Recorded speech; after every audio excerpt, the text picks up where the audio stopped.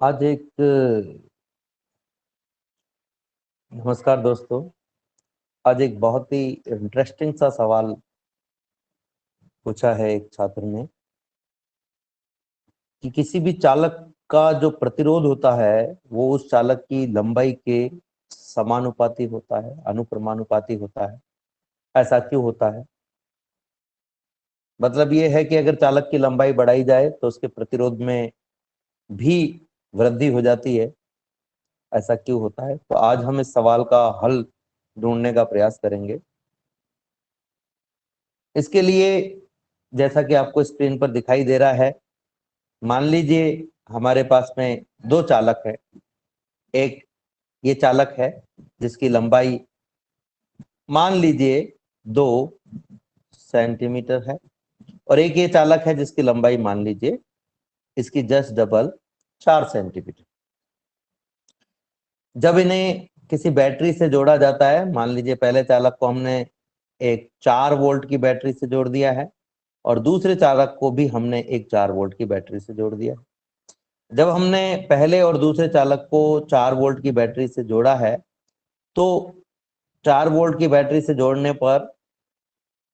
जो चालक तार है उस पर जो विभव पतन है उसका मान, यानी कि हम ये कहें कि जो चालक है उस पर वोल्टेज ड्रॉप का जो मान है, कंडक्टर पर वोल्टेज ड्रॉप का जो मान है, वो पहले चालक पर जो 2 सेंटीमीटर का है उस पर भी 4 वोल्ट होगा, और जो 4 वोल्ट का है उस पर भी 4 वोल्ट ही, जो 4 सेंटीमीटर का वायर है उस पर भी 4 वोल्ट होगा, क्योंकि दोनों ही वायर इस बैटरी के पैरेलल कॉम्बिनेशन में है। और पैरेलल कॉम्बिनेशन में जितना वोल्टेज बैटरी पर होता है उतना ही ड्रॉप इस पूरे प्रतिरोध तार पर, चालक तार पर होगा। हमने ये भी पढ़ा था कि जब कोई बैटरी हम यहाँ लगा रहे 4 वोल्ट की, तो इसका मतलब ये है कि इसके प्लस और माइनस जो दो टर्मिनल है उन दोनों के बीच का जो वोल्टेज डिफरेंस है वो 4 वोल्ट होना चाहिए। तो मान लेते हैं कि जो प्लस सिरा है वो +2 वोल्ट पर है और जो माइनस सिरा है वो -2 वोल्ट पर है। तो इसी तरीके से इसमें भी हम कह सकते हैं ये जो एक सिरा ए और दूसरा सिरा बी है, ये ए सिरा +2 वोल्ट पर होगा, +2 वोल्ट पर, और जो बी सिरा है वो -2 वोल्ट पर होगा। इसका मतलब ये है कि पूरा का पूरा जो 4 वोल्ट है वो ए सिरे से बी सिरे पर जाते जाते जाते जाते जाते जाते वोल्टेज ड्रॉप का मान 4 वोल्ट हो जाएगा। यानी ए से बी पर जब जाएंगे तो पूरा का पूरा 4 वोल्ट जो है वो ड्रॉप हो जाएगा। हम ये भी कह सकते हैं कि ए सिरे पर जो वोल्टेज है वो 2 वोल्ट है, ये घटते घटते 1 वोल्ट होगा, देन 0 वोल्ट होगा, देन -1 वोल्ट होगा और उसके बाद में 0 वोल्ट। और अगर हम ये मानते हैं कि इस बैटरी का जो प्लस टर्मिनल है वो 4 वोल्ट पर है और जो माइनस टर्मिनल है सपोज वो ग्राउंडेड है और ये 0 वोल्ट पर है, तो ए सिरा जो है वो 4 वोल्ट पर हो जाता है और जो बी सिरा है वो 0 वोल्ट पर। लेकिन इस स्थिति में भी ए सिरे से बी सिरे पर जाने पर जो वोल्टेज ड्रॉप है, जो विभव का पतन है, वो 4 वोल्ट के इक्वली होता है। इससे कोई फर्क पड़ने वाला नहीं है। जो महत्वपूर्ण बात यहां से निकल करके आती है वो ये है कि बैटरी का जो वोल्टेज है ठीक उतना ही वोल्टेज इस पूरे वायर पर ड्रॉप हो रहा है। हम सब जानते हैं जो इलेक्ट्रिक फील्ड इंटेंसिटी यानी विद्युत क्षेत्र की तीव्रता होती है E, उसका जो फॉर्मूला है वो होता है -का del V/del R। That means electric field is the gradient of voltage V। विभव V का ग्रेडियंट या विभव V की विभव प्रवणता है, वही विद्युत क्षेत्र की तीव्रता होती है। यहाँ जो माइनस साइन है वो केवल विद्युत क्षेत्र की दिशा ज्ञात करने के लिए उपयोग में आ रहा है। तो इसका मतलब ये भी हुआ कि अगर किसी वायर में जो विभव प्रवणता है यानी voltage drop with respect to length, voltage drop with respect to length यानी कि लंबाई के सापेक्ष विभव में जो परिवर्तन हो रहा है, वो परिवर्तन अगर ज्यादा हुआ तो विद्युत क्षेत्र की तीव्रता का मान ज्यादा होगा, और अगर विभव में परिवर्तन कम हुआ दूरी के सापेक्ष तो विद्युत क्षेत्र की तीव्रता का मान कम होगा। अब अगर मैं फर्स्ट डायग्राम के हिसाब से देखना चाहूं तो मैं अगर वोल्टेज ड्रॉप और लेंथ के बीच में एक डायग्राम बनाना चाहूं, एक ग्राफ बनाना चाहूं, तो मैं ये कह सकता हूं कि अगर ये वोल्टेज है, ये लेंथ है, तो मान लीजिए कि ये +4 वोल्ट से शुरू हो रहा है और धीरे धीरे धीरे धीरे ये 0 वोल्ट पर जा रहा है। लेकिन ये 0 वोल्ट पर पहुंचने पर कुछ कितनी लेंथ ले रहा है, तो हम यहाँ पर देखेंगे, हम कहेंगे जितनी वायर की लेंथ है उतनी ही वायर ये लेंथ ले रहा है, यानी पूरे 2 सेंटीमीटर के ऊपर ये वोल्टेज ड्रॉप 4 वोल्ट का हो रहा है। अगर 4 वोल्ट का वोल्टेज ड्रॉप 2 सेंटीमीटर पर हो रहा है, दैट मीन्स अगर मैं विद्युत क्षेत्र की तीव्रता यहां पर निकालना चाहूं तो मैं कह सकता हूं कि विद्युत क्षेत्र की तीव्रता E is equal to voltage drop 4 volt on 2 centimetre, that means 2 volt पर सेंटीमीटर, यानी कि 1 सेंटीमीटर दूरी तय करने पर 1 वोल्ट का डिफरेंस आ रहा है। ये ई की वैल्यू हमारे पास में है। इस ई की वैल्यू की वजह से, विद्युत क्षेत्र की वजह से, जो इलेक्ट्रॉन है वो इस विद्युत क्षेत्र के विपरीत दिशा में एक बल का अनुभव करेंगे और इस बल की वजह से इसके विपरीत दिशा में गति करना प्रारंभ करेंगे। और ये जो विद्युत क्षेत्र है, इस विद्युत क्षेत्र का मान जितना ज्यादा होगा, इन आवेशों पर लगने वाले बल का मान भी उतना ही होगा। अब अगर इस वायर में मैं एक क्रॉस सेक्शन एरिया इमेजिन करूं, मान लीजिए ये क्रॉस सेक्शन एरिया में यहाँ पर एक इमेजिनरी क्रॉस सेक्शन एरिया में ले रहा हूं, यहाँ पर ये एक इमेजिनरी क्रॉस सेक्शन एरिया है। इस क्रॉस सेक्शन एरिया में से इलेक्ट्रॉन जो है, जो कि नेगेटिव टर्मिनल से या लोअर वोल्टेज वाले सिरे से हाई वोल्टेज वाले सिरे की तरफ जाते हैं, तो इलेक्ट्रॉन जब पास आउट होंगे तो इलेक्ट्रॉन के जो गति करने की जो वजह है वो है बल F बराबर Q इंटू E, और E की जो वैल्यू है वो डिपेंड कर रही है del V by del R पर। ठीक है, तो del V by del R का मान जो भी है उसकी वजह से एक बल का अनुभव करेंगे ये इलेक्ट्रॉन, और इस क्रॉस सेक्शन एरिया से इलेक्ट्रॉन पास आउट होंगे। जब ये इलेक्ट्रॉन इस क्रॉस सेक्शन एरिया से पास आउट होंगे तो एक विद्युत धारा प्रवाहित होगी। सपोज वो धारा जो है वो I है। अब जैसे ही वायर की लेंथ में इंक्रीज किया जाता है तब क्या होता है, अगर यही मैं 4 वोल्ट की बैटरी फिर से लगा देता हूं और वायर की लेंथ को इंक्रीज कर देता हूं, तो अब ये जो 4 वोल्ट का ड्रॉप है ये इस A सिरे से इस B सिरे के बीच में 4 सेंटीमीटर के वायर पर हो रहा है। 4 सेंटीमीटर के वायर पर ये वोल्टेज ड्रॉप हो रहा है। यहां से A सिरे से B सिरे तक आते आते इसमें 4 वोल्ट का डिफरेंस आ रहा है, या हम कहें A और B सिरे के बीच में जो विभवांतर है, वोल्टेज डिफरेंस है या वोल्टेज ड्रॉप है, वो 4 वोल्ट का है। लेकिन लेंथ बढ़ने की वजह से अब जो वोल्टेज ड्रॉप और लेंथ के बीच में अगर मैं एक ग्राफ बनाना चाहूं, तो जो ग्राफ है उसको आप देख सकते हैं। ये ग्राफ है, ये वोल्टेज है, ये लेंथ है, ये लेंथ है। अभी शुरुआत मान लीजिए 4 वोल्ट से हुई है और लास्ट में जाते जाते कितना हो जाएगा, 0 वोल्ट हो जाएगा। तो 0 वोल्ट होने के लिए पहले ये 2 सेंटीमीटर में, यानी कि यहीं पर 0 हो रहा था। ये पुराना ग्राफ है ऊपर वाले डायग्राम के लिए। और अगर मैं नया ग्राफ बनाना चाहूं तो ये जो वोल्टेज ड्रॉप 4 वोल्ट है, 0 होने के लिए अब थोड़ी ज्यादा डिस्टेंस ट्रेवल कर रहा है। तो ये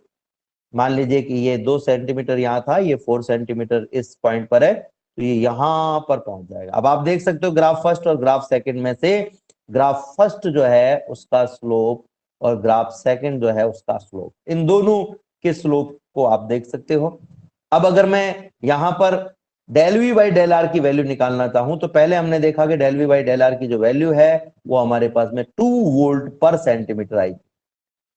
2 वोल्ट पर सेंटीमीटर आई थी। अब अगर मैं del V by del R की वैल्यू निकालना चाहूं तो डेल V की वैल्यू अभी भी 4 वोल्ट ही है, लेकिन डेल R यानी कि जो कि लेंथ है वो हमारे पास में आ गई है अब 4 सेंटीमीटर। यानी हम ये कह सकते हैं कि अब del V by del R की जो वैल्यू है वो 1 वोल्ट पर सेंटीमीटर आ गई है। पहले 1 सेंटीमीटर पर जो वोल्टेज ड्रॉप था वो 2 वोल्ट का था और अब 1 सेंटीमीटर पर जो वोल्टेज ड्रॉप है वो 1 वोल्ट का हो रहा है। इसका मीनिंग ये भी है कि अगर मैं यहां से विद्युत क्षेत्र की तीव्रता यानी कि इलेक्ट्रिक फील्ड इंटेंसिटी की वैल्यू निकालना चाहूं तो पहले इलेक्ट्रिक फील्ड इंटेंसिटी की वैल्यू हमारे पास में 2 वोल्ट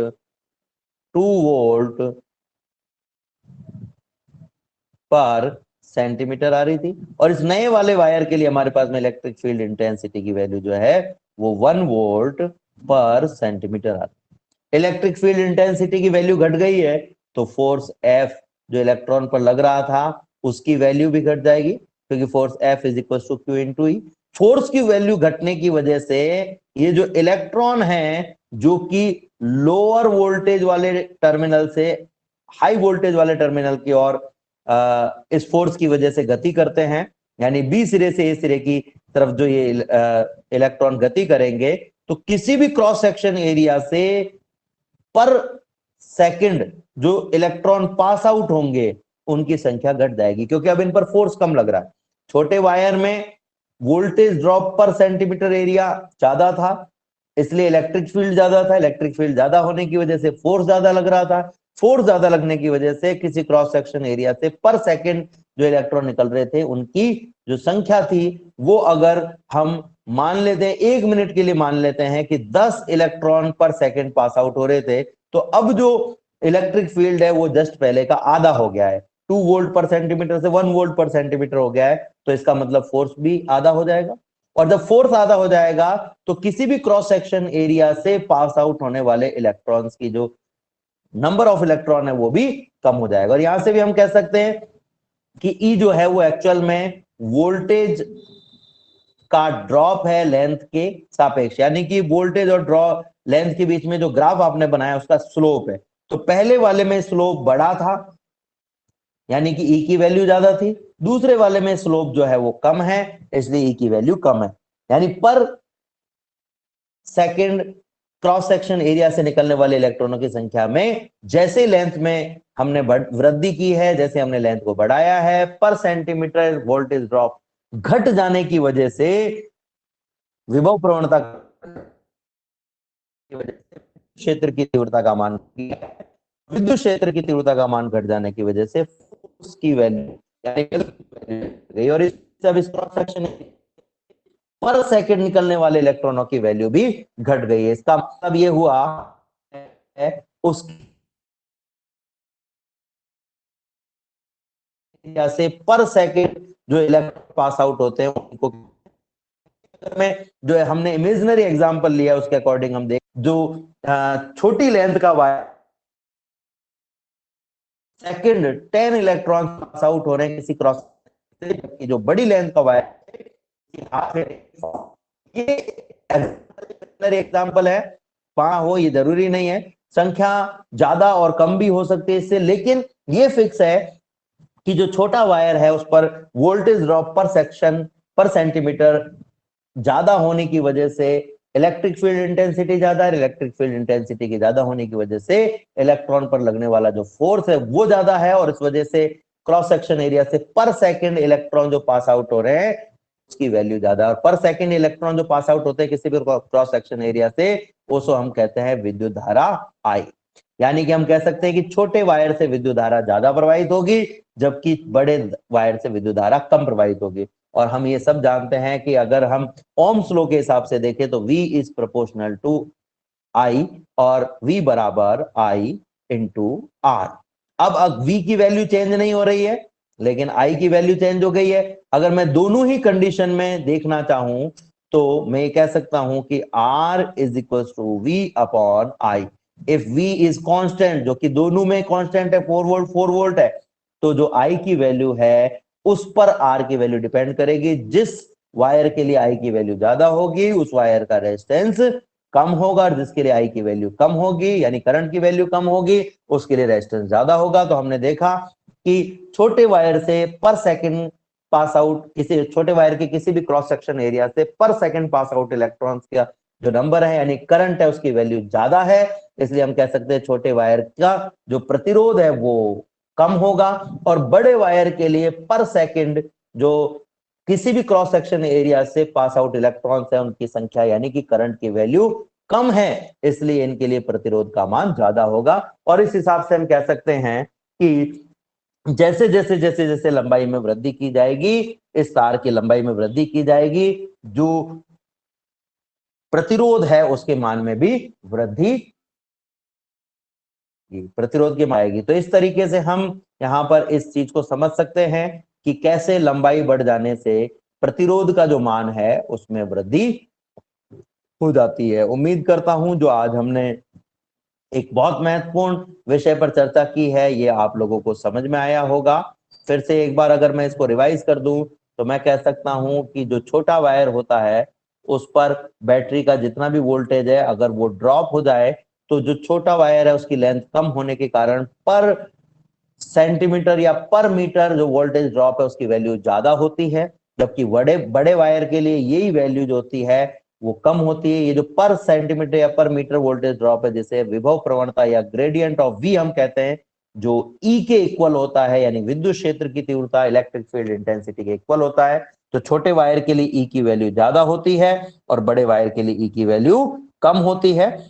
छोटे वायर के लिए ई की वैल्यू ज्यादा है, इसलिए इस ई की वजह से जो फोर्स लगेगा इलेक्ट्रॉन्स पर उसकी वैल्यू भी ज्यादा होगी। और किसी भी क्रॉस सेक्शन एरिया से निकलने वाले इलेक्ट्रॉनों की जो नंबर ऑफ इलेक्ट्रॉन्स है, pass out number of electron है यानी कि करंट है, उसकी वैल्यू भी ज्यादा होगी। जहां पर ई की वैल्यू ज्यादा होगी, जहां ई की वैल्यू कम होगी यानी बड़े वायर के लिए, वहां इलेक्ट्रॉन पर फोर्स भी कम लगेगा, और इलेक्ट्रॉन पर फोर्स कम लगेगा, इलेक्ट्रोस्टैटिक फोर्स कम लगेगा। तो किसी भी क्रॉस सेक्शन एरिया से पर सेकेंड पास आउट इलेक्ट्रॉनों की जो संख्या है यानी number of electron pass out per second area from any cross section area is less than for this type of या लॉन्ग वायर। हम किसी बड़े तार के लिए, ज्यादा लंबाई के तार के लिए कह सकते हैं कि इकाई समय में प्रवाहित आवेश का मान कम होगा, यानी विद्युत धारा का मान कम होगा। विद्युत धारा का मान कम होने का अभिप्राय यह है कि इस चालक तार का प्रतिरोध ज्यादा है, इसलिए हम ये कह सकते हैं कि चालक तार की लंबाई बढ़ाने पर उसकी प्रतिरोध में वृद्धि हो जाती है। चालक तार की लंबाई बढ़ाने पर इसकी प्रतिरोध में वृद्धि हो जाती है, और इसीलिए बड़े तार या ज्यादा लंबाई के तार जो होते हैं उनके लिए प्रतिरोध का मान ज्यादा, और जो छोटे तार होते हैं यानी कम लंबाई के जो तार होते हैं उनके लिए प्रतिरोध का मान कम होता है। उम्मीद करता हूं ये जानकारी आपके लिए बहुत महत्वपूर्ण होगी।